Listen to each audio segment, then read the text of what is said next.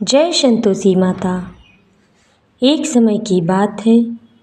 एक बुढ़िया के 7 बेटे थे। 6 बेटे कमाते थे, एक बेटा निकम्मा था।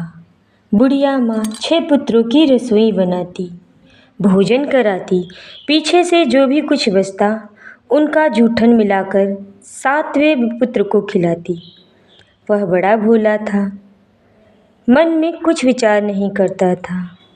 एक दिन वह अपनी पत्नी से बोला, मेरी माँ मुझे कितना प्यार करती है, मुझे अकेले बैठाकर खाना खिलाती है।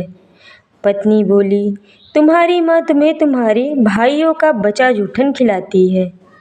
वह बोला, ऐसा नहीं हो सकता, जब तक मैं अपनी आँखों से नहीं देख लेता तब तक नहीं मानूंगा। उसकी पत्नी ने कहा, देख लोगे तब तो मानोगे। एक दिन बड़ा त्योहार आया। घर में 7 प्रकार के भोजन और चूरमा के लड्डू बने। वह जांचने के लिए सर में दर्द का बहाना करके पतला कपड़ा ओढ़कर लेट गया। कपड़े के अंदर से वह सब देख रहा था। 6 भाई भोजन करने आए। माँ ने उन सभी को स्वादिष्ट भोजन और चूरमे का लड्डू परोसा। जब 6 भाई भोजन करके चले गए तब माँ ने उन सब की थाली से बचा जूठन और चूरमे का लड्डू निकालकर एक लड्डू बनाकर अपने 7वें बेटे की थाली लगाई और बोली, बेटा उठो, तुम्हारे 6 भाई भोजन करके चले गए हैं, तुम भी खा लो। बेटा बोला, माँ मुझे भोजन नहीं करना, क्योंकि वह कपड़े के अंदर से सब देख रहा था। वह बोला, मैं परदेश जा रहा हूँ। माँ बोली, कल जाता तो आज ही चला जा। वह बोला, हाँ हाँ आज ही चला जाऊँगा। यह कहकर वह घर से निकलकर जाने लगा। जाते समय उसको अपनी पत्नी की याद आई। वह गौशाला में गोबर थाप रही थी। वह अपनी पत्नी से बोला, मैं परदेश जा रहा हूँ, मेरे पास कुछ भी नहीं है। उसने अपनी पत्नी को एक अंगूठी निकालकर दे दिया और बोला, तुम भी मेरे पास कुछ दे दो, अपनी निशानी। वह उस समय गोबर थाप रही थी। उसी हाथ से उसने अपने पति के पीठ पर छाप मार दी और वह चला गया। वह शहर में पहुंचा। वह एक साहूकार के दुकान पर गया और उससे बोला, मुझे नौकरी पर रख लो। साहूकार को भी नौकर की ज़रूरत थी। उसने उसे रख लिया। तब उसने साहूकार से पूछा, तनख्वाह क्या दोगे? साहूकार ने कहा, काम देखकर बताऊंगा। सुबह 6 बजे से रात के 12 बजे तक वह मेहनत ईमानदारी से काम करता। साहूकार का 3 महीने में सारा काम जिम्मेदारी से करने लगा। यह देखकर साहूकार ने मुनाफे में उसे बराबरी का हिस्सेदार बना लिया। 12 वर्ष में वह नामी सेठ बन गया और मालिक सारा कारोबार उस पर छोड़कर बाहर चला गया। उधर उसकी पत्नी को सास ससुर बहुत दुख देते, घर का सारा काम करवाते। जंगल से वह लकड़ी काटकर बीन कर लाती। उसकी सास उसे भूसी की रोटी देती, नारियल के फूटे में पानी देती थी। एक दिन उसने रास्ते में देखा कुछ स्त्रियां पूजा कर रही थीं। उसने उनसे पूछा, बहनों, आप किस भगवान की पूजा कर रही हो और इसके करने से क्या होता है? इस व्रत को करने की क्या विधि है? तब एक स्त्री बोली, सुनो, यह संतोषी माता का व्रत है। इससे निर्धनता दूर होती है, घर में सुख शांति आती है, कुंवारी कन्याओं का मनचाहा वर मिलता है, बाहर गया हुआ पति वापस आता है। उसी स्त्री ने कहा, 1.25 आने का गुड़ चना लेना या 5.25 आने का अपनी स्थिति के अनुसार 1.25 लगाकर ही लेना। हर शुक्रवार को निराहार रहकर कथा कहना या सुनना। इसके बीच क्रम न टूटे, नहीं, लगातार नियम पालन करते रहना। सुनने वाला कोई न हो तो घी का दीपक जलाकर उसके पास जल का पात्र रखकर कथा कहना, परंतु नियम न टूटे। जब कार्य सिद्ध हो जाए तो उद्यापन करना। 3 माह में माता कार्य सिद्ध करती है, ऐसा माना गया है। 2.5 सेर खाजा, इसी तरह खीर, चने का साग बनाना। 8 लड़कों को भोजन कराना, जहाँ तक देवर जेठ के, भाई बंधु कुटुंब के लड़के बुलाना। न मिले तो रिश्तेदारों के लड़के बुलाना, उन्हें भोजन कराकर यथाशक्ति दक्षिणा देकर विदा करना। उस दिन घर में खट्टा मत बनाना। यह सब सुनकर बुढ़िया की बहू वहाँ से चल दी। रास्ते में लकड़ी को बेच दी। गुड़ चना लाकर माता के व्रत की तैयारी करने लगी। माता से प्रार्थना की, माता मुझे कुछ नहीं पता, मैं बहुत दुखी हूँ। यह कहकर वह रोने लगी। माता को उस पर दया आ गई। एक शुक्रवार बीता कि दूसरे शुक्रवार को उसके पति का पत्र आया और तीसरे शुक्रवार को उसका पैसा आया। यह देखकर जेठानी के लड़के बोले, काकी के पास तो अब पैसे आने लगे। उसकी जेठानियाँ मुँह सिकोड़ने लगी और कहीं इतने सालों में पैसे आए तो इसमें क्या बढ़ावा है। वह मंदिर गई और संतोषी माता के सामने रोने लगी और बोली, माँ मैंने पैसे नहीं मांगे थे, मुझे तो मेरे स्वामी के दर्शन दिला दीजिए। संतोषी माँ ने कहा, रो मत, तेरा पति आएगा। इतना सुनकर वह खुशी से बावली हो गई और घर जाकर खुशी से काम करने लगी। अब संतोषी माँ ने विचार किया, मैंने इस भोली पुत्री से कह तो दिया कि इसका पति आएगा, वह तो इसे स्वप्न में भी नहीं याद करता। इसे याद दिलाने तो मुझे ही जाना पड़ेगा। माता स्वप्न में बुढ़िया के बेटे से बोली, तुझे तेरी पत्नी याद कर रही है, वह बहुत कष्ट झेल रही है, तू अपने घर जा, लौट जा। वह बोला, माता परदेश का लेन देन कुछ भी नहीं हुआ है, मैं कैसे जाऊंगा। माता बोली, तो सुबह उठकर स्नान करके घी का दीपक संतोषी माँ के सामने जलाना, तब दुकान जाना, तेरा सारा लेन देन खत्म हो जाएगा।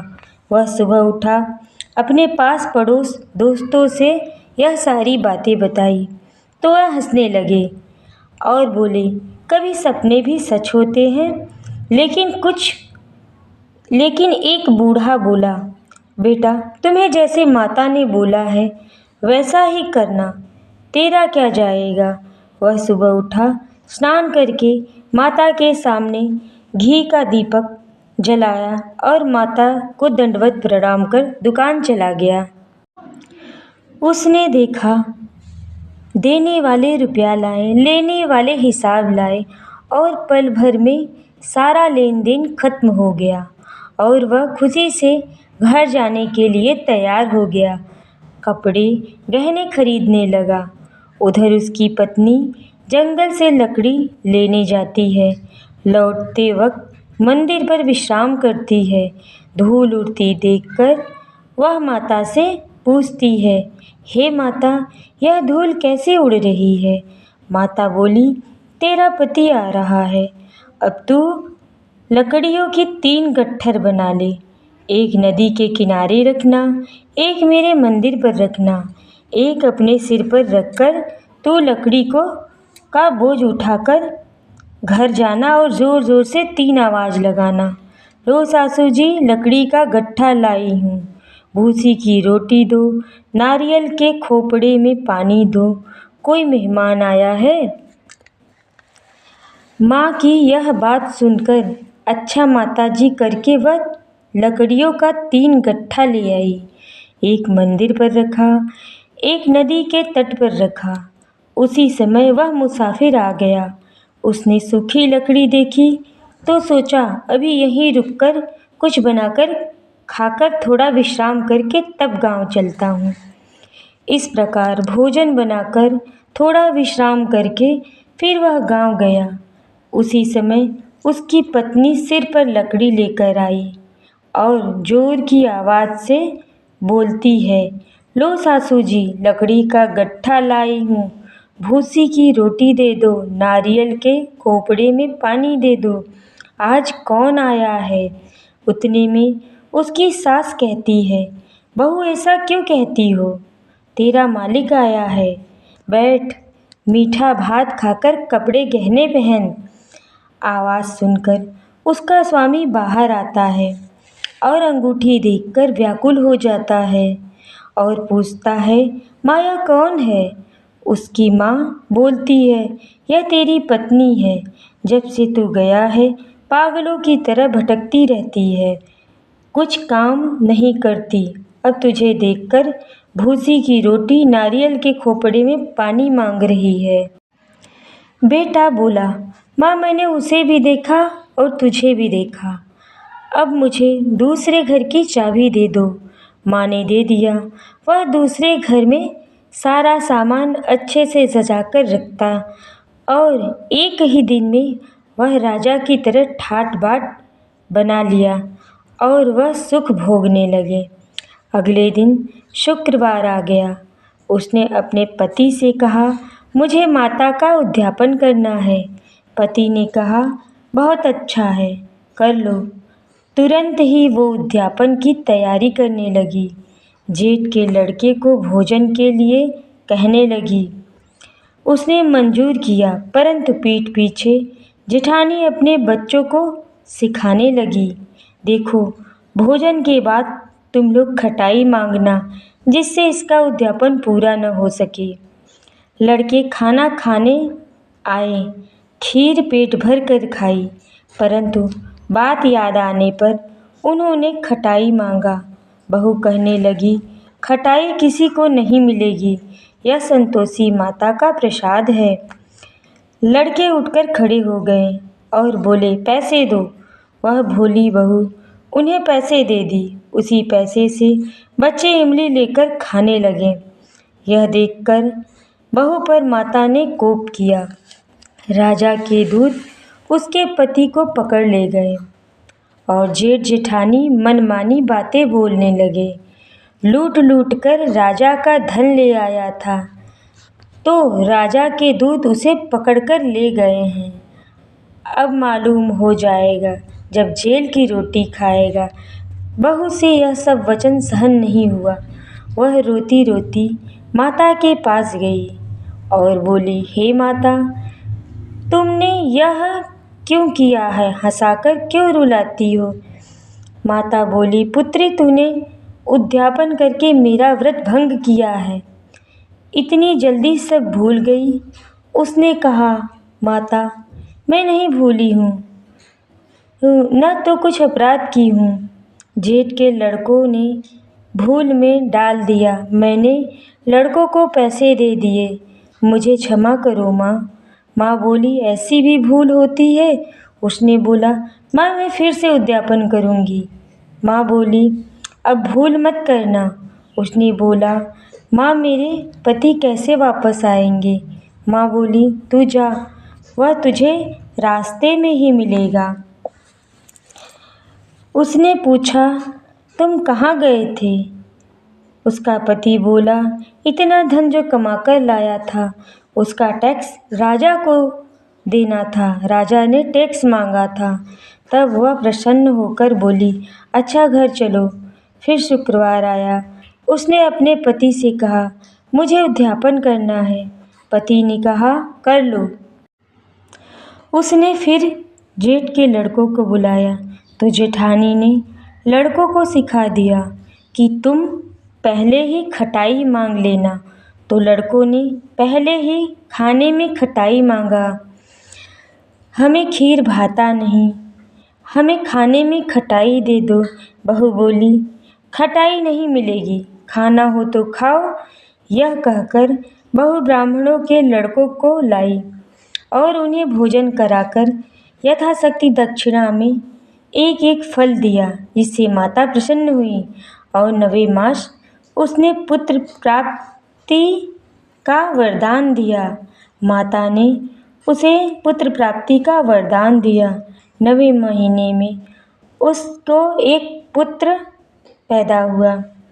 एक दिन माता ने सोचा, यह तो रोज आती है, आज मैं इसके घर चलती हूँ। यह विचार कर माता ने भयानक रूप धारण किया और गुड़ और चने से सना मुख, ऊपर से सूंड के समान होठ, मक्खियाँ भिनभिना रही हैं। दहलीज पर पैर रखते ही उसकी सास चिल्लाई, देखो कोई चुड़ैल आई है, लड़कों इसको भगाओ, नहीं तो किसी को खा जाएगी। चिल्लाकर खिड़की बंद करने लगी। बहू रोशनदान में से देख रही थी। वह चिल्लाकर बाहर आई, आज मेरी माता मेरे घर आई हैं। इतने में उसकी सास क्रोधित हुई। तब बहू ने बताया, माँ जी, जिनका मैं पूजा करती हूँ यह वही माता है। इतने में पूरा परिवार माता के चरणों में गिर गए और बोले, माता हम अज्ञानी हैं, हम मूर्ख हैं, तुम्हारा व्रत का उद्यापन हमने भंग किया, हमें माफ़ कर दो। बहू को जैसा फल दिया वैसे सबको देना। जो भी इस कथा को सुनेगा कहेगा, माता संतोषी आप सब पर कृपा करिएगा। जय माँ संतोषी।